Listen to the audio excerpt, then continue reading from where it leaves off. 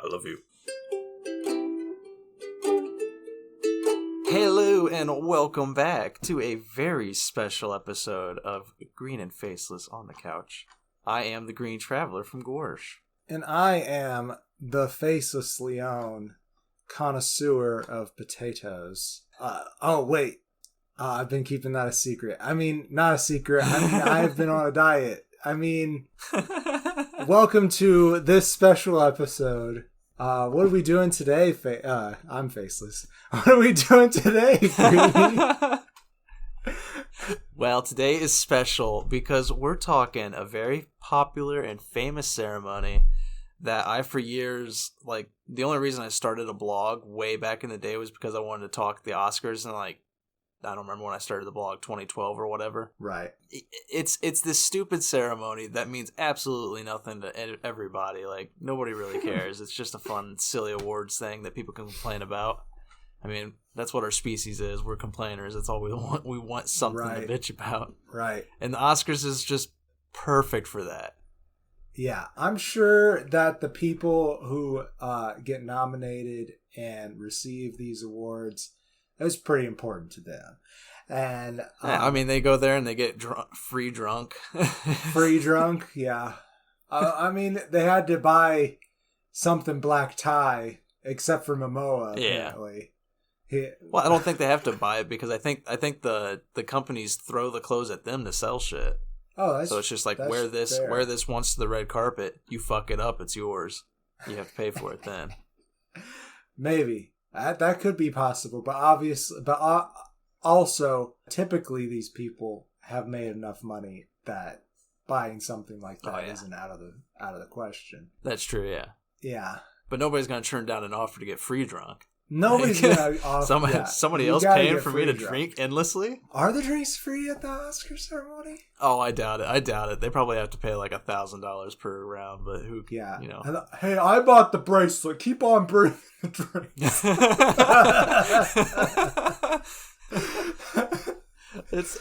It's just a ridiculous thing that I used to enjoy choosing my nominations for, because when I started doing the blog, you know, and the Golden Globes is just as popular in regards to viewership. Like, a lot of people tune in for that.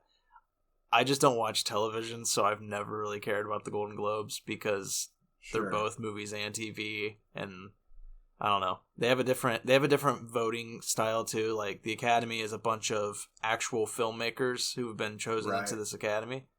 And the Golden Globes, I can't remember who it is, but it's just an organization of people. Like, it's a single grouping, and they don't have to be filmmakers. They could just be accountants or something. Like, it doesn't feel right to me. I don't know how I feel about awards really either on a personal level, but I do believe that it is nice to recognize when a film has broken through and been like, this is a damn good movie. It seems like they have a pretty interesting pool here, I think, especially with how limited 2020 was as far as movies go.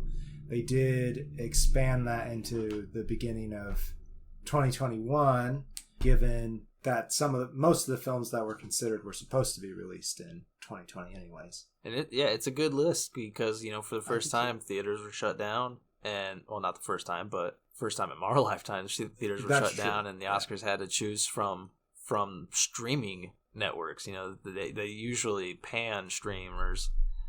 They just, you know, it doesn't feel like cinema to them. You know, they're very snobbish. They always appear snobbish. I'm sure they're not. I'm sure they're just normal people like us. I'm sure we've said at least more than once we've complained about old white men in the Academy.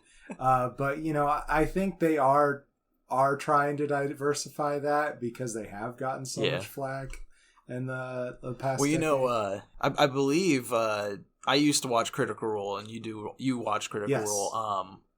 Is his name Sam? I can't remember his... Sam Riegel? Sam Riegel, yeah. I believe him and his wife are part of the Academy. Oh, wow. Or maybe his wife is. I believe his wife is. She's a director that has gotten a lot of accolades. And he does direct too, but I think it's typically voice acting stuff.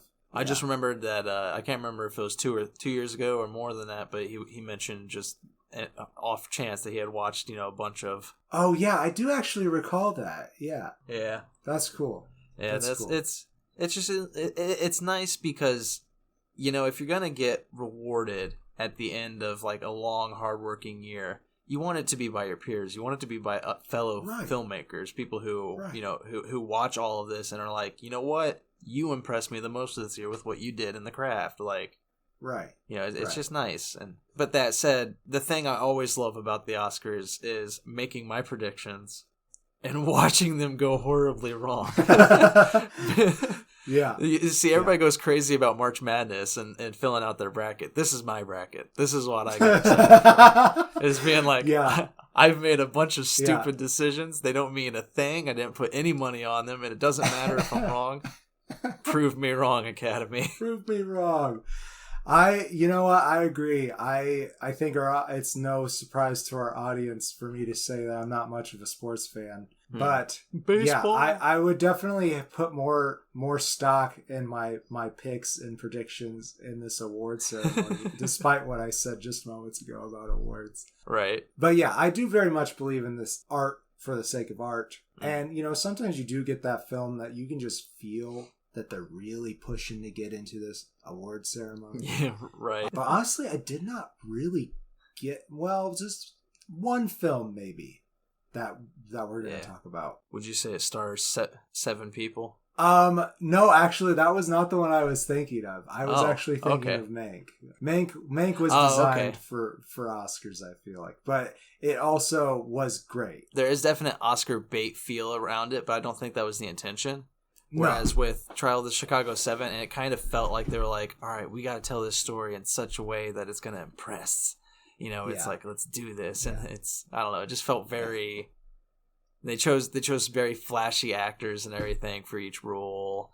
And it's just like, let's get as many big name, stars in here. As many British actors as we can for these American Yeah, and Mank's heroes. like, we got Gary Oldman, but we're going to bury him in makeup. And we got I can't remember the lady in Mank. Seyfried? Was it Amanda Seyfried? It was Amanda Seyfried, yeah. Yeah, and it's just like she also just doesn't feel like Amanda Seyfried in that movie. It's like they bury her in her character, and it's just they got good characters. But it definitely is Oscar baity. It felt like they masked it with art, and it was nice. Yeah, I could agree with that. And also like it was definitely such a call to. I almost said ancient, and I suppose that's appropriate for our age range. Citizen Kane movie. Sorry, Dad. Sorry. Yeah, I like that movie quite a bit. And I watched it good. To do the Mank review, if you guys recall. But anyways, let's jump into it. If not, you can go back and watch our review of Mank. Yeah, you sure can. It was our New Year's episode. So. Hell, the Trial of the Chicago 7 might have been our New Year's episode too. I can't recall. Yeah, that might have been like our let's catch up to Oscar movies. Yeah, I think it was like, let's do 3 movies from 2020 to be like, hey, 2020's leaving. I think that's what we did. Anyhow, what awards are we talking about? We're not going to do all of them because we discussed this earlier, and while we appreciate all the awards that they do on the technical aspects of costuming, sound, and editing and all that, because, there wouldn't be movies without that shit, we just want to focus what we usually talk about in our show. And also, we figured us going into every single award might be a little bit boring for you couch potatoes. So here we are. What are we talking about? Yeah, we're already straining with 9. We narrowed it down to 9. We're gonna talk, and it's important also to mention before we list the awards that we didn't catch every single movie that was nominated. Normally, I do try to watch as many of them as I can, but we have such a tight schedule right now that I'm just like, let's not worry about it. We'll catch them up later throughout the year. For sure. But for now, we've watched a good majority of these, I would say. Well, maybe a major minority. And that was stupid. Anyways, the awards that we're going to be talking about today are cinematography, adapted screenplay, original screenplay, animated feature, supporting actor and supporting actress, lead actor, lead actress, director, and best picture. Those are the ones we narrowed it down to. So let's hop into cinematography. Yeah, let's do it. I was trying to count along, and then all of a sudden I had 10 fingers up, but I think one of them I was using to count, so I'm not sure. We're not drunk or anything. No. I mean, it is a award ceremony, so it's appropriate, I think. Yeah. Anyways, nominated for the best cinematography. If you don't mind, I shall list them off. We have, and I'm apologizing once up front for everybody. I may not get names right. I'm not going to say it for everybody, though. We have Feedin' Papa Michael for Trial of the Chicago 7. Joshua James Richards for Nomadland. Darius Wolski for News of the World. Sean Babbitt for Judas and the Black Messiah. And Eric Messerschmidt for Mank. I think you did pretty good on that round, I would say. Fabulous. If I may say. I couldn't have done any You better. You may. Yeah, so how do you want to do this? Should we maybe just talk our top contenders? Maybe we should mention that we have seen all these movies, except for me at least. I guess you may have seen News of the World, but I have not seen News of the World. No. Yeah, I have not seen it either. I will say, for me personally, there are only two films where the cinematography stands out for me. And to be fair to to Sean Babbitt of Judas and the Black Messiah, his cinematography was beautiful, but the actors stood out way more than his cinematography. The acting was amazing. I hate that it overshadows my judgment on the award. But for me, the two films that the cinematography still stood out amongst everything was Nomadland. Who was that again? Joshua James Richards. Right. And Eric Messerschmidt for Mank. Because, I mean, when you go black and white, you're obviously already appealing to me. Right. And they had that old film feel with the cigarette burns and everything. Yeah, I think that those were the two that I would have picked as the top contenders. I honestly, we both saw the Trial of Chicago 7. I'm not going to say that Papa Michael... I'm not sure if I'm saying that right. I know, right? It's like, I look at it, it's like, it could be Papa Michel.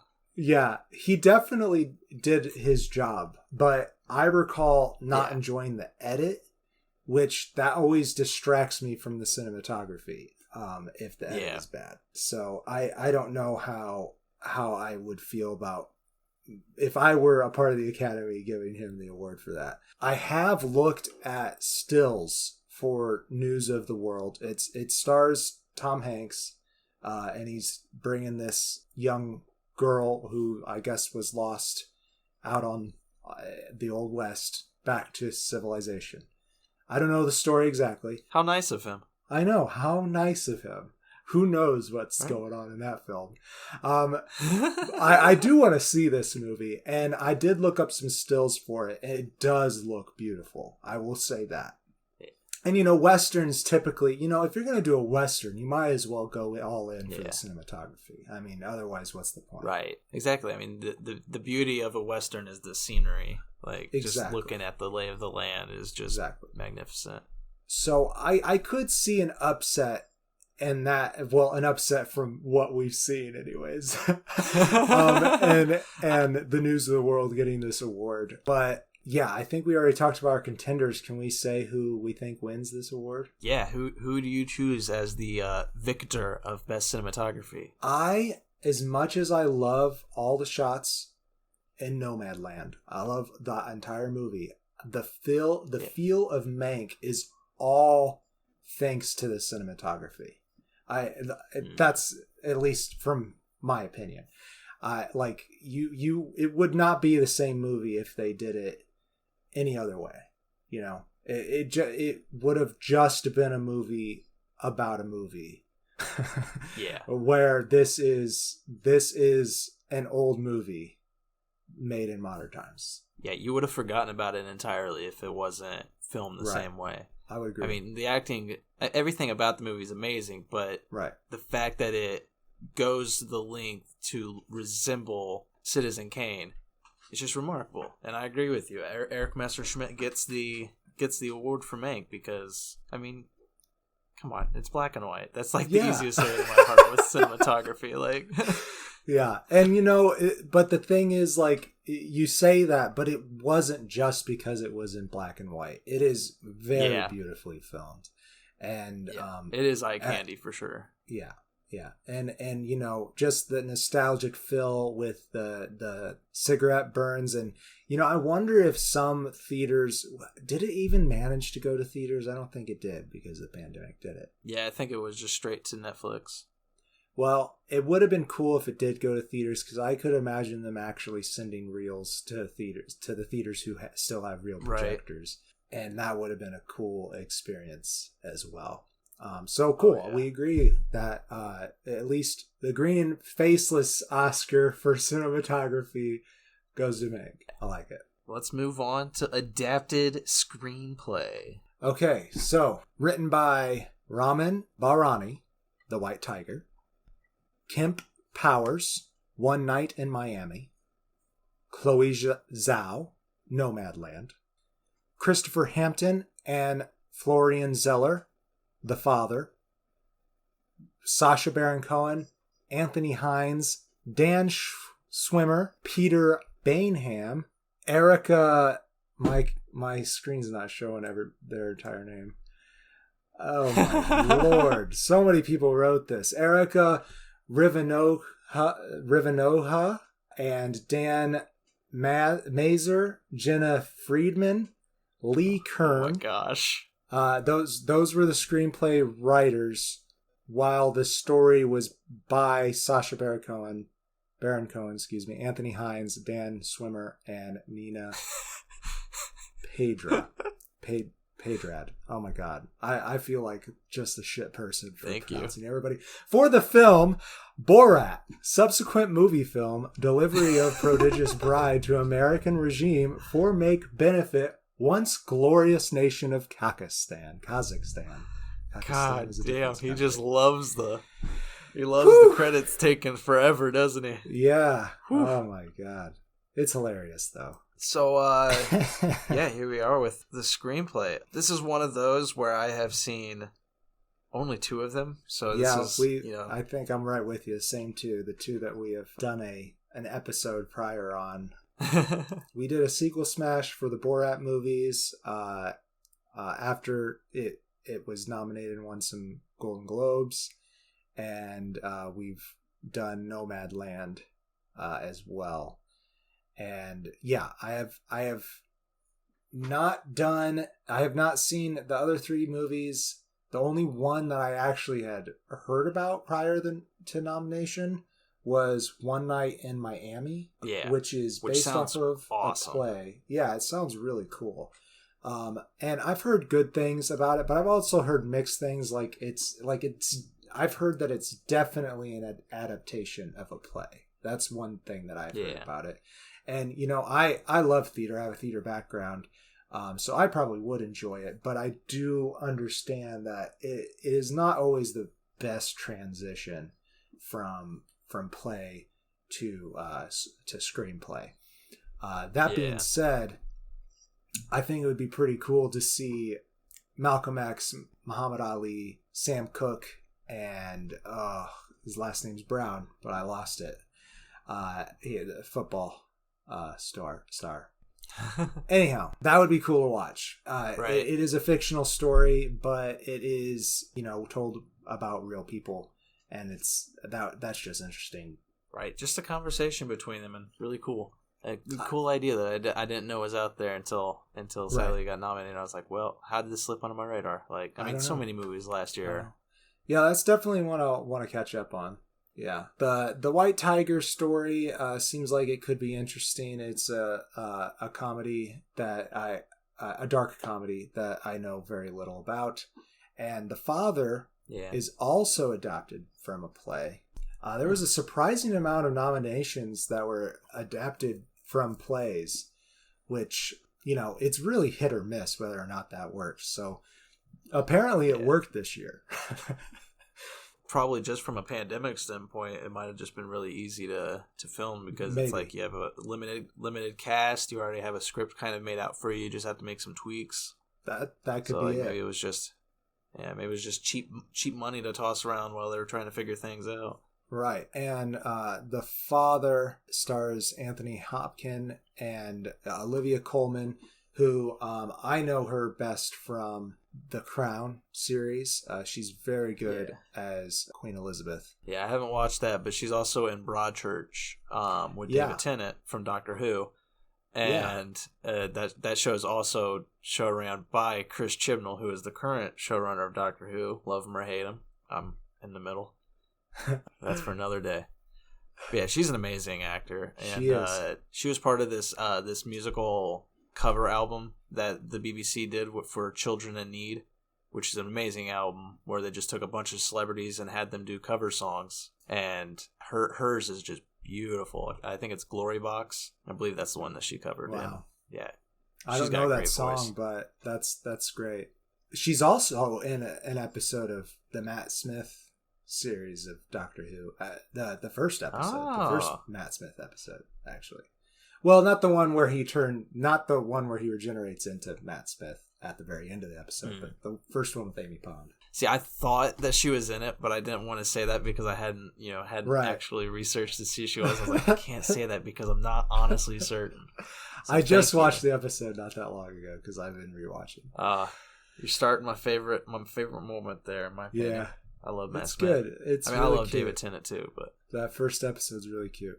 Anyhow, yeah, I could see any of these really taking the award, but I would have to say that our bias from actually watching the movies, that it would have to be either Nomadland or Borat. But I'm kind of interested in hearing who you think might take it. I'm honestly not certain who the Academy will choose. I'm choosing Nomadland because Chloe Zhao's film it's very subtle. It's just it's very unique, and it doesn't seem like there's much of a script here, but there's a story here, and everything flows really well, and it's really just a beautiful insight into a character, and it's such a weird movie that I probably won't really watch again. Right. And yet I've still continuously thought about it because it felt like a learning experience. It was really interesting. Yeah. I really did enjoy that movie, and the fact that it is adapted from a novel is also interesting because like we said in the review, most of the actors are not professional actors. They are people who actually live this lifestyle that's depicted in the movie. And that's really interesting. And I do think that it has a very strong chance of taking that. But I really think the commentary in Borat was so on point. Like, I mean, he pushed that shit out just so it could happen this year before the vote, and it was so aptly timed that, like, if it's gonna win awards, it has to be now. And I think that it really could win, and I think it would be my pick. Though, that being said, Nomadland or One Night in Miami, because of what I've heard about it, I think could easily take it. Or even The Father. Like, The Father just sounds like good Oscar bait screenplay. Right. Because I don't know if we described the story, but I think I'm not sure honestly, but I think it's about Olivia Colman taking care of her father while he is suffering from Alzheimer's. Yes. A review said that I'm not going to quote it wrong, and I don't know who reviewed it, but they said it was the best depiction of dementia they've seen, or something like that. Also, I could see, this is about the writing, so I'm not so sure. I haven't seen the script, so that's hard for me to say, but I can definitely see Anthony Hopkins playing that role very well. Right. Yeah. I mean, it definitely just sounds like it's a story that'll move you to tears. Right. So, like, I could see that one winning. And I think, but I do think it would be hilarious if Borat wins, because I want to like have them all line up there, like all 12 of the writers, just like line up on stage, and then like Sacha Baron just like takes the statue and smashes it into like 12 bits and passes it out. No, he can only do that if he has the mustache on. Yeah, well, I mean, he would definitely be probably accept everything in character, I would hope. It'd be really weird to see actual Sacha Baron Cohen. I mean, it does seem like anytime he did anything about Borat, he was as Borat. But yes, let's do original screenplay. We have Judas and the Black Messiah. Written by Will Burson, Shaka King. Story by Will Burson and Shaka King and Kenny Lucas and Keith Lucas. Promising Young Woman. By Emerald Fennell. Or Fennell. I think I made that distinction last time too. Who, by the way, is, I guess it was just announced she's going to direct Zatanna, which is really exciting. That is really exciting. Definitely. I love that. Yeah, I love that the DC's like, fuck it, we're just gonna do everything now. It's just, we don't know what. But the hell for we're real, doing. they have such like some of the characters that people don't really know about are super interesting in that universe. So yeah, I'm happy that they are doing it, because like there's very low expectations, except for from the fanboys. Yeah, my opinion, I'm sorry I derailed us yet again, but my opinion on what they're doing is they're just going to put out a buttload of different universe movies. So it's like Batman's going to take place in this world, and like the next Superman will take place in, World 3 or whatever. And so they'll build up like a bunch of different movies and then just do a huge crossover crisis event and just be like, that'll be their that movie. That'll be their big universe endgame movie. And it's like all the actors can play 3 different versions of themselves. All right, back to this though. The next movie is Minari by Lee Isaac Chung. Sound of Metal, written by Darius Martyr and Abraham Martyr. Story by Darius Martyr and Derek Cianfrance. Nice. And The Trial of the Chicago 7. Aaron Sorkin. Good job. Hooray. We did it. That was my best MC voice. It's just like nice pronunciations. Yeah, you did very good. I did worse because I had to pronounce names I don't know. Of this, I believe I speak for both of us. The only ones we haven't seen are Minari and Sound of Metal. Right. The only thing I know about Sound of Metal is it stars Riz Ahmed, who is apparently going to play Carnage. I don't know if that's still happening or not. Interesting. In the Sony Venom verse, he was going to play Carnage. I don't know if that's still going on, though. Yeah, who knows? Who knows what's going on with that? It's a very weird choice, because I don't think he looks like a good beefy villain, but I guess the original Carnage is like a skinny dude, so who knows? Yeah, I recall him being a skinny dude, but what I saw from the trailer for this, which is about a heavy metal drummer who's going deaf, but he still wants to continue playing music, and it looked really good. And I remember seeing the trailers for it for a long time, and I don't know, maybe the pandemic came up and that's why we never went to go see it. But that is definitely one I want to catch up on, because it sounds really interesting. It was nominated for the Sound Award, and I could definitely see it taking that away, because those metal guys, they know a thing about sound.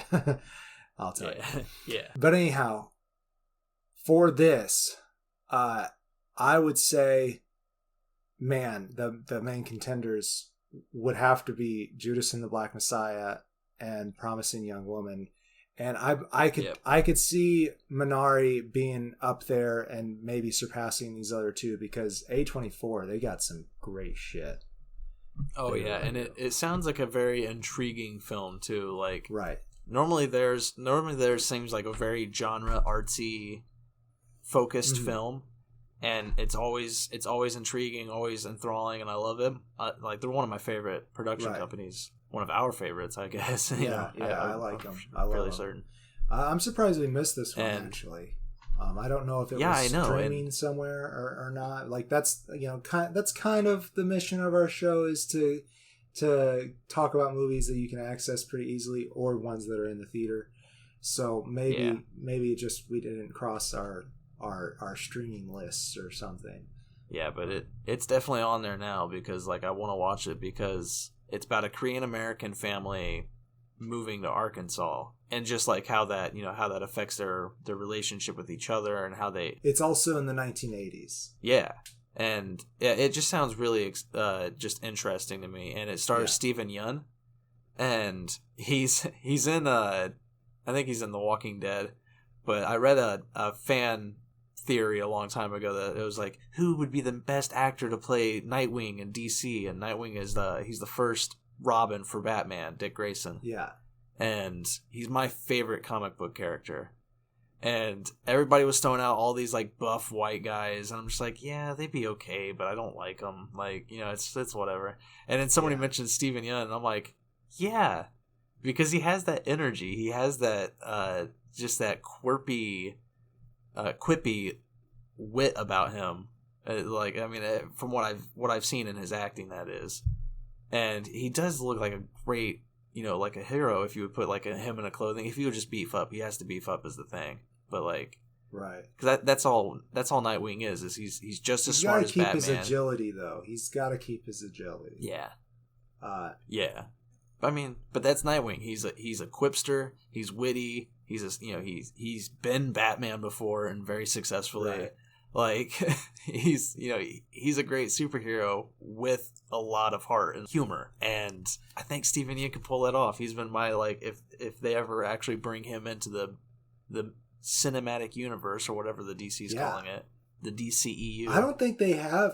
You know what? Okay, I was gonna say I don't think they've done Nightwing before, but I'm recalling at the very end of, I think it's called Batman and Robin. At the very end of that, he's like, I'm Nightwing now. Yeah. I was gonna say it is Chris O'Donnell, because he played Dick Grayson in those 2 movies or 3 movies maybe. I can't remember. I think it's just 2. I think it's just 2. Just 2, and they did Tim Drake in the Christopher Nolan films. Well, sorry, Jim Blake or whatever his name was. Joseph Gordon-Levitt. Okay. Yeah. They did. Yeah, his name was I think his name was actually like Todd Blake. I don't know. It was really weird. It just rhymed, and then at the end they're like, his middle name is Robin. And it's just like, shut the fuck up, Chris Nolan. Oh, it's so silly. Well, I hope you potatoes are enjoying these nerd tangents, because we are. Yeah, sorry, but I think I got there from Minari. Yeah, we did. But I agree. You did say that the top 2 contenders were Judas and the Black Messiah and Promising Young Woman, and I agree with you there. Yeah. And I guess just to speed it up, I'll go ahead and give my choice. I choose Judas and the Black Messiah. Like, Promising Young Woman was a very close second, because there's a great message there. I really love what Emerald Fennell is doing. But that ending that pisses me off in a way that I continuously think about it, and it still is like something that upsets me that is true about reality. But I don't know. Judas and Black Messiah was just freaking brilliant. That blew my mind. That fucking movie blew my mind for sure. I love that movie. I want to watch it again, and it was hard to watch. I did get that same feeling for different reasons from Promising Young Woman though too. So I'm really, really torn about it. If I'm deciding to choose against the 2 movies that we have definitely seen, which seems fair, given that I haven't seen Minari, but it does sound like a very good film. Yeah, I don't know. Okay, here's the thing. Because I know I'm gonna give Judas and the Black Messiah some other things later, I think I'm going to go with Promising Young Woman, because I was super impressed with the script of that movie. And I think that the screenplay seems so awesome in Judas and the Black Messiah because the performances were so awesome. Really, there wasn't a stale performance in the movie. there was. No, not at all. I think that's how fair. I'm going to go for. I like another that. split. I like it. Let's move on to Best Animation. Best animated feature. I know one. Actually, I know two because I remember you told me the other one. This is the one where I am at my least... I'm at my most embarrassing, I would say, because and I feel bad about it because I love animations. Right. And we used to have a night where we had an anime night where we would all just get together and watch an anime film. And I want to get back to doing that. It's just really hard to do in this time that we're living in. We don't really focus too much on animation for the show. And maybe we'll figure out a way to do that. But, we do have a pretty busy schedule as it is. Yeah, I mean, maybe in the future if I'm able to cut down to part-time, if everybody starts, if you all support our Patreon, which we'll talk about in a second. Yeah, but, if I was able to go back to part-time, we might be able to offer an anime, like maybe a bi-weekly episode or something. Do like an anime night and discuss an anime film. That'd be nice. Cool. Like showcase something. But yeah, best anime or best animated film feature films. You wanna take that away for us? Yeah, sure. So first we have Onward by Dan Shanlin and Corey Ray. Over the Moon, Glenn Keane, Jeannie Rim, and Pylon Chow. The pardon me, wrong article. A. Shaun the Sheep movie, Farmageddon. Richard Phelan, Will Becker, and Paul Keeley. Yeah, I see you there trying not to laugh out loud. It's just the dumbest name ever. A Shaun the Sheep movie, Farmageddon. It's like, I love it at the same time, though. I think I commented before we started recording, it sounds like I titled it. I title all our episodes, so if you guys find that annoying, you can let us know in the comments. Soul. Pete Docter and Dana Murray. Oh shit, I've seen two of the movies. Oh yeah, you have. Wolf Walkers is the last film. Tom Moore. What'd you call me? Wrote a Wolf Walker. You better believe it. Oh. Tom Moore, Ross Stewart, Paul Young, and Stefan Rowlands. Yeah, I forgot that Soul was nominated. I didn't even notice that, I don't think. Man, that kind of changes things for me. I have to think on it, but yeah. I mean, obviously, I hate that it comes down to just two movies for me because I haven't seen the others, and I'm sure they're all great. Right. You mentioned before we started recording, you mentioned that A. Shaun the Sheep story, Farmageddon, is a claymation, and mad respect for claymation. That takes a lot of fucking work, and it's one of my favorite things to watch. Someday you and I will probably try to dabble in it, and it might be hilarious. The results. It'll probably fail spectacularly. That's what we're great at.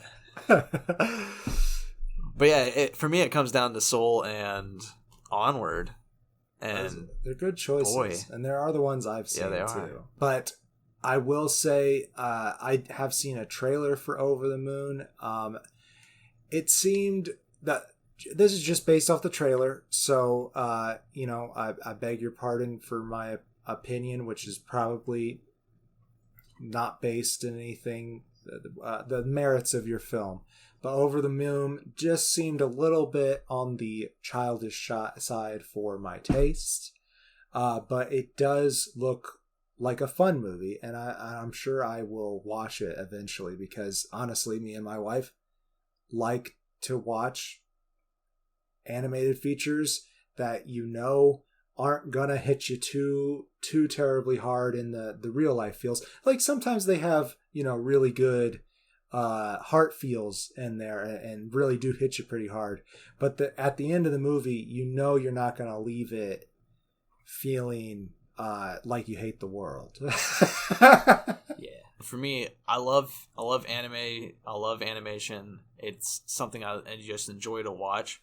But for me, the perfect experience is watching it with other people. Right. And I live alone, and the best person to watch those kind of movies with, in my opinion, is our good friend Ronvald the Scald. Hell yeah, it is. He lives hours away, sadly. But every time I watch a movie with him, an anime or an animation film, God, it always just seems like a much more thrilling experience than it is. Just watching it on my couch alone. Like we've watched. I'm sorry to make this so long. Gosh, we're already 47 minutes. Oh, shit. We'll get there. But anyways, we watched Your Name and Boy and Bear, Boy and His Bear. I think it's the Beast and the Boy. The Bear and the Boy. The Beast and the Boy. Right. I think that's right. And those are just such thrilling experiences with him. And I'm sad someday I'll try to watch Soul with him, but personally, I'd rather watch Onward with him because Onward is it's the film that reminds me of the brotherly love we all share. I'm getting so teared up. Yes, and it is very much D&D inspired, which I mean, our culture's changed so much. I mean, they've had movies that are based in D&D, but like some of those movies demonize the game, especially like in the 80s and stuff. And this is just like has that pure like brotherly feeling that you actually get when you're playing a game at the table with your friends. So I agree with your choice on the fact that I personally love that movie. But honestly, I do think the award will probably go to Wolfwalkers.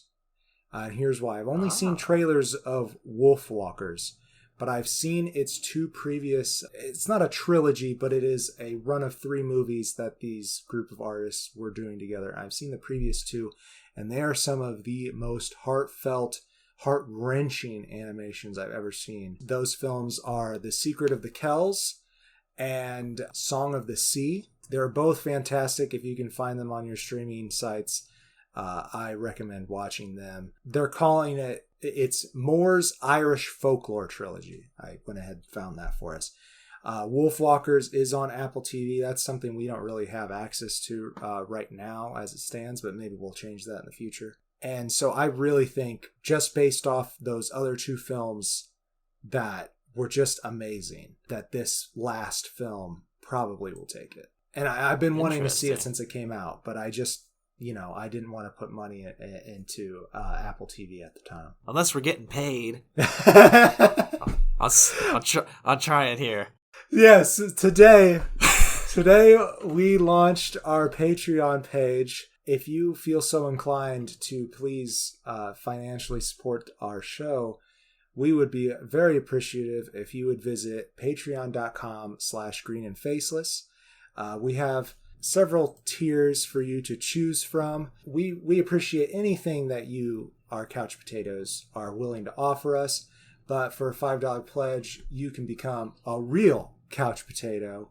Make the title official. Ooh. Yes, every tier comes with a vote to pick a threesome for our new monthly Patreon pick. Now, that first pick won't be until May, the first Thursday of May, the episode will be. $10 a month, Sofa Spuds, but you will also be able to recommend what that threesome might be for that month. So as well as the vote, you also, for this tier only, get a miniature print exclusive to just our Sofa Spuds. What a stud, you spud. Isn't that nice? It is nice. So, next we have the Love Seat Tubers for $25 a month. We understand this is this is probably a pretty big pledge, and we would greatly appreciate it. And so much so that if you pledge to us for 3 months, we will send you a Green and Faceless t-shirt. Wear us on your man flesh or woman flesh, whatever. expose us to the world so the government is forced to recognize us yet again. That's right. So they can recognize us. Please and thank you. I feel like I must backtrack. That exclusive mini print for the Sofa Spuds, that is if you donate or pledge for 3 months. And lastly, we have Die Couchkartoffeln. It sounds intense, but they're just potatoes. You get everything that we have described so far except for that print, as well as a mug with our mugs, or lack thereof, on it. Yeah. Oh my. Yeah.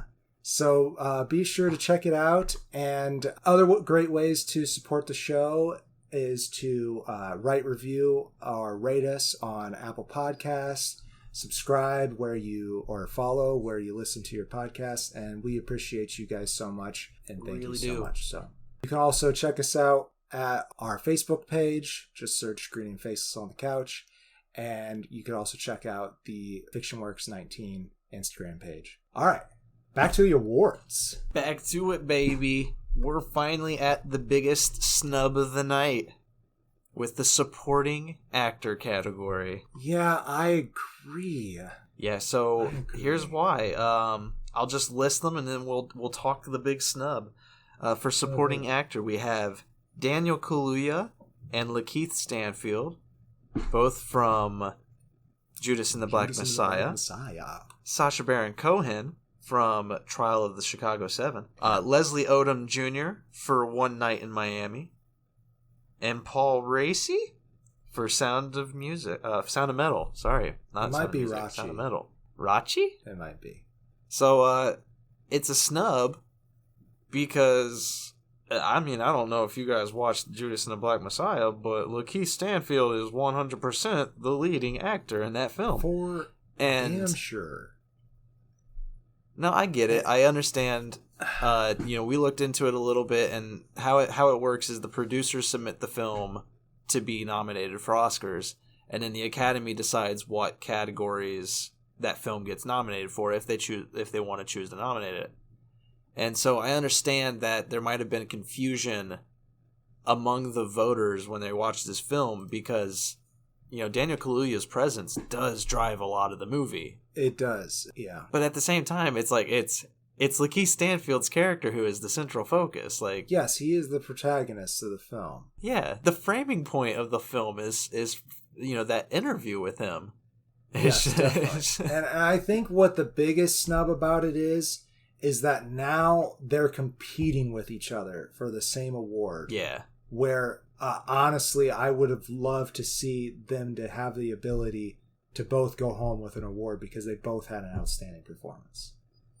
Yeah, for real, they did. And such performances that, for me personally, they're the top contenders. I like Sacha Baron Cohen. I agree. And as we've talked about, I haven't watched Sound of Metal or One Night in Miami, but I'm sure both those performances are amazing. But what Daniel Kaluuya and Lakeith Stanfield put forth is just freaking brilliant. Easily the best performances of the year for me. And so it's hard to choose just one of them, but I have to choose Daniel Kaluuya. If only for the magnificence in his voice training.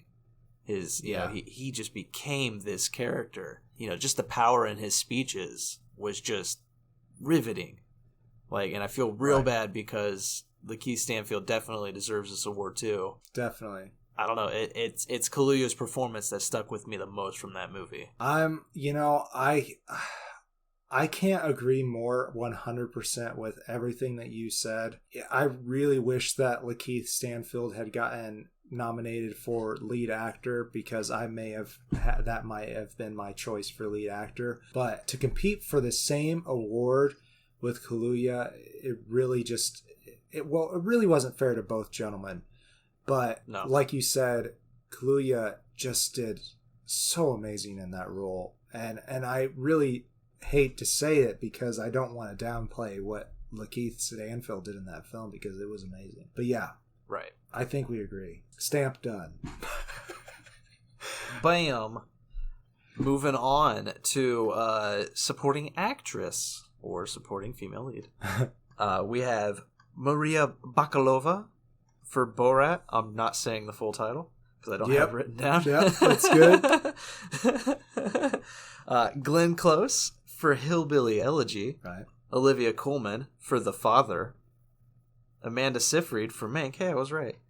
And Yoon Ye-jung for Minari. Yes, we've only seen 2 of these films. I guess we've talked about 2 of them as well, but I also have not seen Hillbilly Eulogy. It has been on my list because it looked very interesting. Yeah. It kind of reminded me of people in my family, which I'm not trying to say anything against my family or the way I was raised. That it just kind of had that a nostalgic pull for me for that. I would say that I was raised pretty hillbilly, and that's okay. It is okay. But given that, I just know Glenn Close is such an amazing actor that I would say that my 2 leading would be, honestly, Maria Bakalova and her. I know I haven't seen her performance, but if I were to pick 2, I think those would be the 2 top runners, because my God, that Borat performance, man. Like, oh, yeah, man. It was insane. I would differ from you very slightly. I do agree that Glenn Close is an amazing actor, and I absolutely believe that, she earned that performance. But I've seen quite a few negative reviews for that. Not like super negative, just more like meh. It was that movie was all right. But everybody did praise her performance, but it didn't seem like it lifted the film very much for a lot of people, besides just That's being fair. the only surviving thing of it. For me, I would say, and I feel bad for Amanda Seyfried, she kind of disappears in that film when I think about Mank. Sadly, she falls off. For me, I would say it's between Maria Bakalova and Olivia Colman for The Father, just because I love Olivia Colman. She's one of my favorites. She is great. I would say she's probably the top contender. I don't know. I feel like common denominator for the 2 of us is my Victor, because I love Maria Bakalova in that movie. She was so good.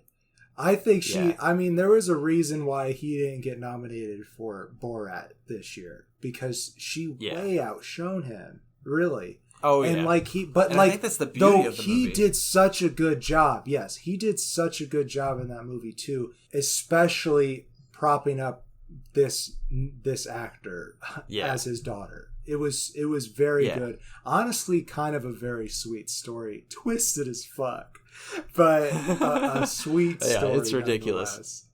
Yeah. So I'm glad we agree on that. Yeah, because I love her, and I'm really excited to see her continue on, because she just went all out for this movie. For sure. It made it hilarious. Like, I don't know that I want to just see her in comedy over and over again. She's super funny. No. But I'd love to see what else she can do. Yeah. I think she has a great range, but it's like whenever I think about her right now, all I can remember is that dance scene. It's just, man, she killed it. She's she wins for me easy. Let's move on to the next one is lead actor. Would you like to take it away? I would love to. We have Riz Ahmed for Sound of Metal, which I have heard that was great. Chadwick Boseman for Ma Rainey's Black Bottom. Anthony Hopkins, The Father. Gary Oldman, Mank. Stephen Yeun, Minari. So, if I could go ahead for my top noms, I imagine Anthony Hopkins' performance is amazing. And I've heard really good things about Stephen Yeun and about Riz Ahmed. Gary Oldman is the only one that we saw. It was a good performance. Oh, yeah. But I really think, I guess this is really me given who I think it will be, since I only saw one. I think it will be Chadwick for Ma Rainey's Black Bottom, because I've heard super good things about Ma Rainey's. It's been on my list for a long time. I put it on my list, and then very shortly after learned about Boseman's passing. Very sad to hear it, because he's very talented and he was really just getting started. It felt like that story of him just fighting through cancer and keep on giving some wonderful performances. Yeah. This is his last. And I don't think that it will just be from a sympathy vote, because I've heard such great reviews about the movie, and I also just know he's a very talented man. I'm in total agreement, and I hate that some people would call it a sympathy vote, because it's more of just an honoring a legacy. Sure. Because so many people know him for Black Panther. That's what brought him to so many people's eyes. But before that, he was in that was it a James Brown movie? Yes. What was that movie? Yeah, Get On Up. That James Brown movie. Get On Up, and Ma Rainey's Black Bottom, obviously. But for me, there's one performance it's so subtle because it's just a supporting character, and it got so snubbed at this year's Oscars, which was Da 5 Bloods, a Spike Lee film. He was in that movie, and it's such a it's a great movie. It's very deep, very emotional, and it's about war. Was that 2020? I believe it was. I mean, it could have been earlier, 2019, I guess, but either way, it still was not. I don't believe it was nominated for Oscars, so it was snubbed somewhere along the line. But it's such a great movie, and he has such a small part in it, but his performance was brilliant, and it's very sad that he passed so early. And I would just love to know that he got one, that too. Yeah. All right, well, that brings us to actress in a leading role. So, yes. Would you like to read these off? For sure. We have Andra Day in The United States versus Billie Holiday. Viola Davis for Ma Rainey's Black Bottom. Vanessa Kirby for Pieces of a Woman. Carey Mulligan for Promising Young Woman. And Frances McDormand for Nomadland. And we haven't seen Ma Rainey's or Pieces of a Woman. Both sound like amazing performances, but for me, I lift the other three up. Yeah, I mean, they were so good. All three of them were amazing. I would say, though, just because I pointed it out earlier, Ma Rainey's Black Bottom and Pieces of a Woman are both adaptations from a stage play. Yeah. Even more noms for that particular type of movie. And I just feel like you don't see that very often. And also, Pieces of a Woman was only on stage just in 2018. Like, that was a quick turnaround. Oh, wow. Yeah. Really? Yeah. So it must be good. Yeah, that playwright's like, hell yeah. Yeah, right? The dough in 2 years. Right. But because we've only seen these performances and we've seen three of them and we know they were so strong, I do agree that we'll probably choose from there. Man, it is a tough one, but I think I know who I want. Do you know who you want? I do, and I honestly, I hope I'm not impeding upon your vote, but I think we could easily narrow it down to two. Sure. I think we can narrow it down to Frances McDormand and Andra Day. I think you're right. I did love fabulous. Carey Mulligan's performance, but I agree with you. She is amazing in that role, and she brings everything to the table that film needed it to be. But I think Frances McDormand and Andra Day delivered very unique characters. And do you want to go first with your pick? I'll go first. It was hard for me, though. This performance was really the only thing that I took away from this movie, as we said in the episode that we talked about it. I have to give it to Andra Day, and I think I even said it when we were talking about it. That performance just blew me away, and I loved Frances McDormand's performance too. I really thought she was going to get it before I saw Andra Day, but she just portrayed Billie Holiday so well, and her singing was amazing, and she just... And that unfortunately, we talked about this, that movie really focuses on one thing over and over again, but she still brought it like every single time. Yeah, she definitely did. So for me, I think the Academy will agree with you. I think the Academy, they always seem to love reenactments of celebrities. That's their go-to, is like, how did you take this person's life and reenact it? Because that's true acting. It's beautiful, but it's also true acting to create something. Oh yeah, not necessarily original, but to build up a character. And I have to choose Frances McDormand. I have to, because it is a beautiful character. I mean, as we said, Andra Day, her performance is phenomenal. It went above and beyond everything that film was. And it's the only thing that really stuck with me after that film was her performance. But it didn't, in my opinion, it didn't carry that movie into beauty. Sure. Whereas Frances McDormand's performance was just another perfect piece of the puzzle for that. Yeah, that's a good question. Could that movie be done without Frances? but yeah, at least not the same way. No, yeah, because everything that's so intriguing about that film, without that powerful drive behind it, that just that simplicity of her character, really, without it, it's just, it's hit or miss. It might not have worked, but Right. yeah, she did something remarkable. So I think it's good that we covered the board there. I think so. All right, let's move on to directing then. Yes, sir. In directing, we have a movie that we haven't talked about yet, which is kind of surprising. Another Round, directed by Thomas Vinterberg. Mank, David Fincher. Minari, Lee Isaac Chung. Nomadland, Chloe Zhao. Promising Young Woman, Emerald Fennell. And Another Round is about a group of teachers who do an experiment in drinking while they work. To see if they enjoy it better because they feel stuck in life. And apparently it was directed really well. I don't know. It has Mads Mikkelsen. Mads Mikkelsen. We love Mads. Is it a comedy? It is. I guess kind of a dark comedy, probably. Comedy drama, I think is what it was called. Which, whatever that means. I think it's easy to say that the three we watched, we're going to choose from, probably. Sure. I hope Minari, I really do hope Minari is so good that it proves us wrong in a lot of these categories. Right, yeah.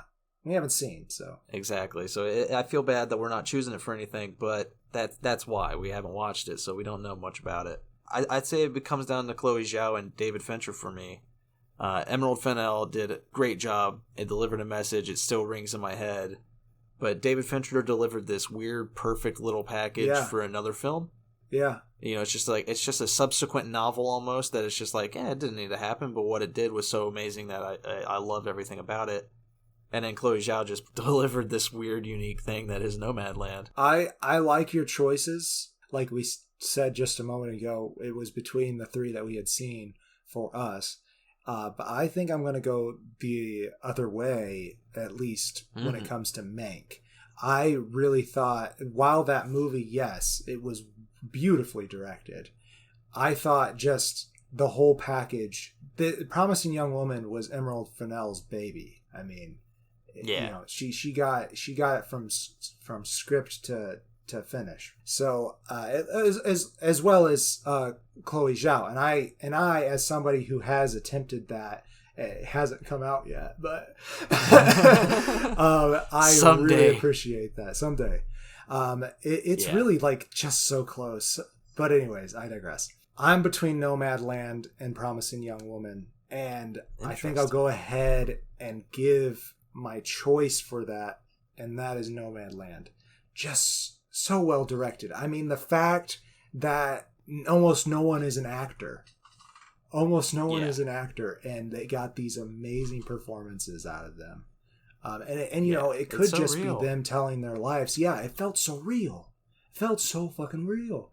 I loved it. Yeah, I'm giving it to Nomadland. Yeah, and I struggled for a very long time on this one because I want to give it to both of them because it's what David Fincher did was just, it's a beautiful story. It's I think it was his dad who wrote it, and his dad passed away, and he worked really hard to get it made. Maybe his dad hasn't passed away. I don't remember, but he's worked really hard to get this film for so long, and it's kind of it's a good script, but it's just kind of like a meh movie that is brought to life through the directing and through the performance, and it's very unique.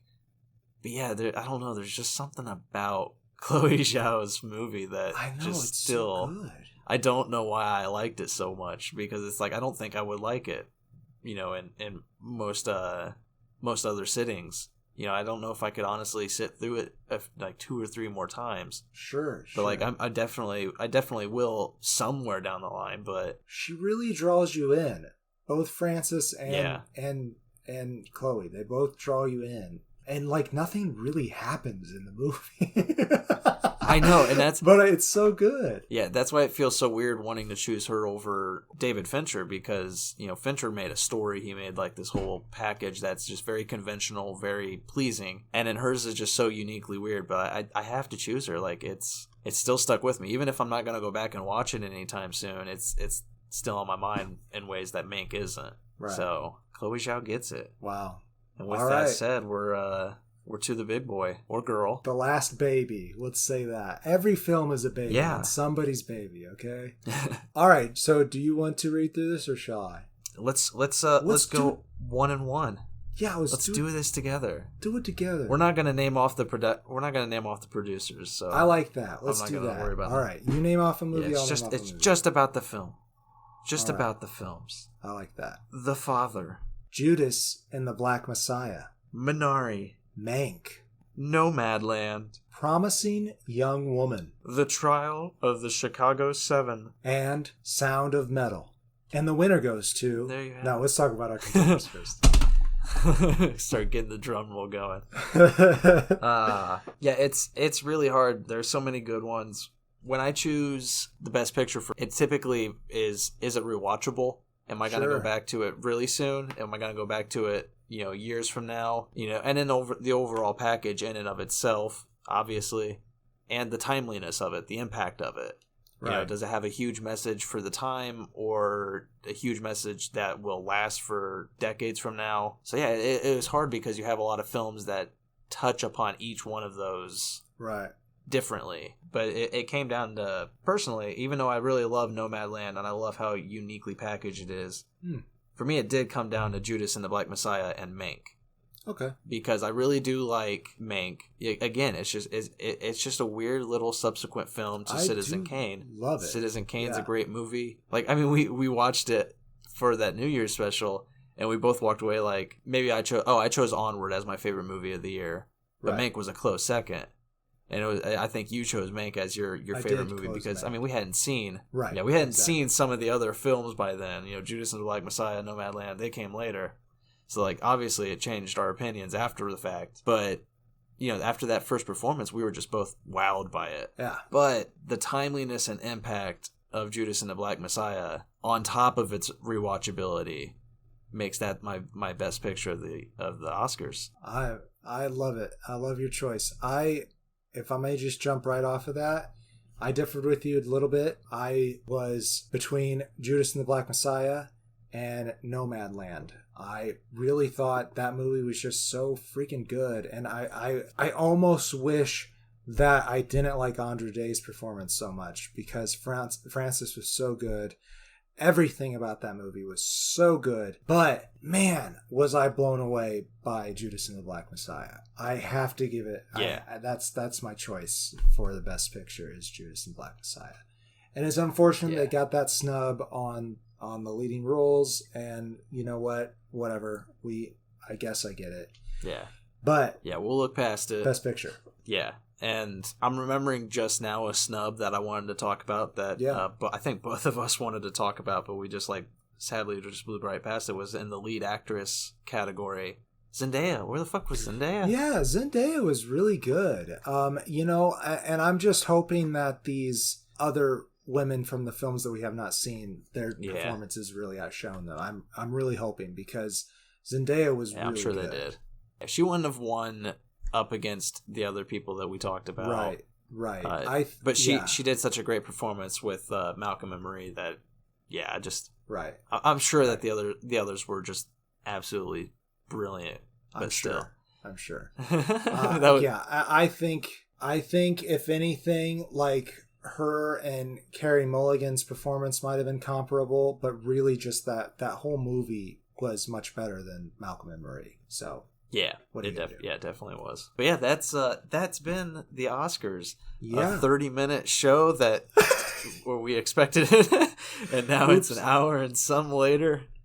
But I hope it was entertaining. I hope it was a lot of fun. I hope so. I'm excited to see how the voters just absolutely destroy us. Yeah, for sure. If you disagree with us on our choices, it's all a matter of opinion. Art's subjective.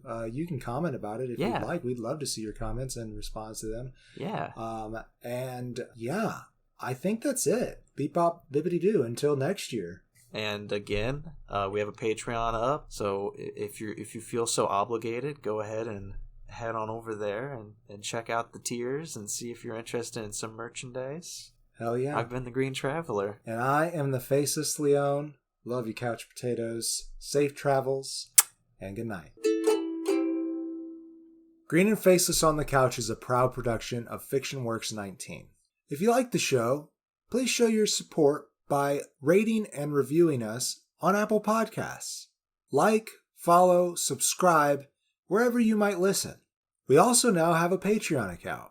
If you feel so inclined to support us in a financial manner, please become a patron by visiting patreon.com/greenandfaceless. You can also find more information about us on our Facebook account or on the FictionWorks19 Instagram account. Thank you so much for listening.